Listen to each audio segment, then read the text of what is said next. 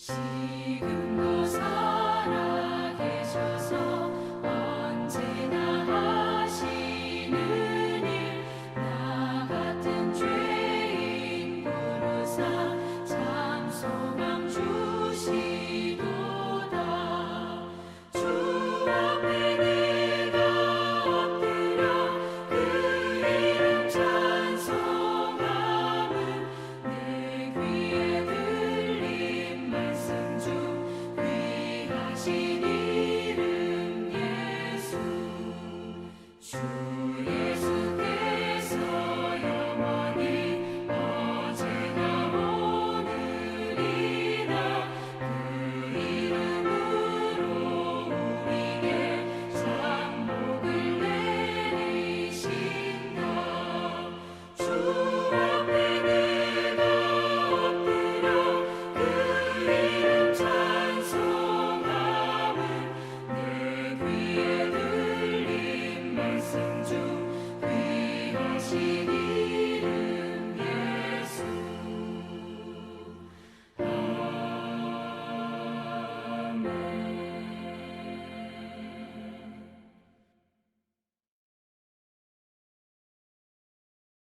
하나님의 은혜와 평강이 오늘도 살아가시는 모든 삶의 자리마다 충만히 임하시기를 기원합니다. 기도하겠습니다. 하나님 아버지 주신 하루를 말씀을 의지하고 성령 하나님의 거룩하신 감동하심을 쫓아 살고자 오늘도 말씀 앞에 섭니다. 겸손하게 받고 또한 그 말씀을 기억하며 그 말씀대로 살기를 힘쓰고 또한 애쓰는 귀한 하루가 되도록 성령 우리의 마음을 주관하시고 인도하옵소서.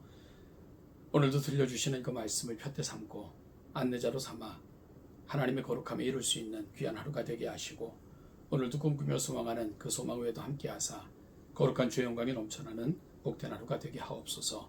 감사드리며 예수님의 이름으로 기도하옵나이다. 아멘. 오늘 보실 하나님의 말씀은 역대상 15장입니다. 1절 말씀부터 15절 말씀까지를 같이 보시겠습니다. 역대상 15장 1절로 15절입니다. 다윗이 다윗성에서 자기를 위하여 궁전을 세우고 또 하나님의 궤를 둘 곳을 마련하고 그것을 위하여 장막을 치고 다윗이 이르되 레위 사람 외에는 하나님의 궤를 맬 수 없나니 이는 여호와께서 그들을 택하사 여호와 궤를 메고 영원히 그를 섬기게 하셨음이라 하고 다윗이 이스라엘 온 무리를 예루살렘으로 모으고 여호와의 궤를 그 마련한 곳으로 메어 올리고자 하여 다윗이 아론 자손과 레위 사람을 모으니 그아 자손 중에 지도자 우리엘과 그의 형제가 120명이요 무라리 자손 중에 지도자 아사야와 그의 형제가 220명이요 게르솜 자손 중에 지도자 요엘과 그의 형제가 130명이요 엘리사반 자손 중에 지도자 스마야와 그의 형제가 200명이요 헤브론 자손 중에 지도자 엘리엘과 그의 형제가 80명이요 우시엘 자손 중에 지도자 암미나답과 그의 형제가 112명이라 다윗이 제사장 사독과 아비아다를 부르고 또 레위 사람 우리엘과 아사야와 요엘과 스마야와 엘리엘과 암미나답을 불러 그들에게 이르되 너희는 레위 사람의 지도자이니 너희와 너희 형제는 몸을 성결하게 하고 내가 마련한 곳으로 이스라엘의 하나님 여호와의 궤를 메어 올리라. 전에는 너희가 매지 아니하였으므로 우리 하나님 여호와께서 우리를 찢으셨으니 이는 우리가 규례대로 그에게 구하지 아니하였음이라 하니 이에 제사장들과 레위 사람들이 이스라엘 하나님 여호와의 궤를 메고 올라가려 하여 몸을 성결하게 하고 모세가 여호와의 말씀을 따라 명령한 대로 레위 자손이 채에 하나님의 궤를 메어 어깨에 매니라. 아멘. 오늘 본문은 다윗이 다시 법궤를 다윗성으로 옮겨오는 작업을 재개하는 기록입니다. 먼저 다윗은 하나님의 궤를 둘 만한 곳을 마련했고 그것을 위하여 장막을 쳤습니다. 그리고는 아론 자손과 레위 사람들을 모았습니다. 다윗은 그 이유를 2절에서 이렇게 고백합니다.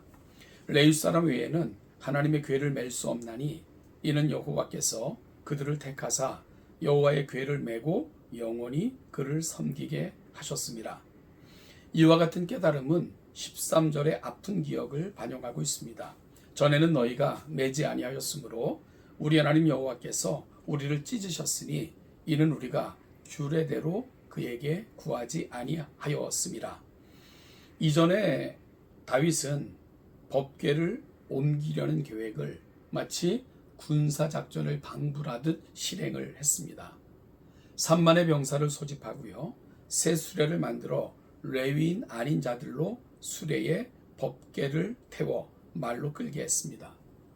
그 결과 법궤가 흔들리면서 이를 붙잡았던 우사가 죽게 되고요, 이를 분이 여긴 다윗은 법궤 수송 계획을 취소하고 이후 3개월여를 법궤는 오벳 에돔의 집에 머물고 있었습니다.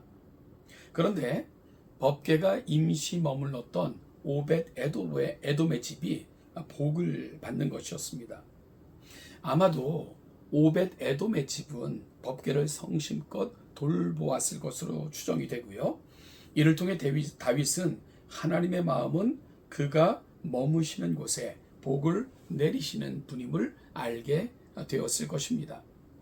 이를 지켜본 다윗에게는 물음이 생기지 않을 수가 없었을 것입니다.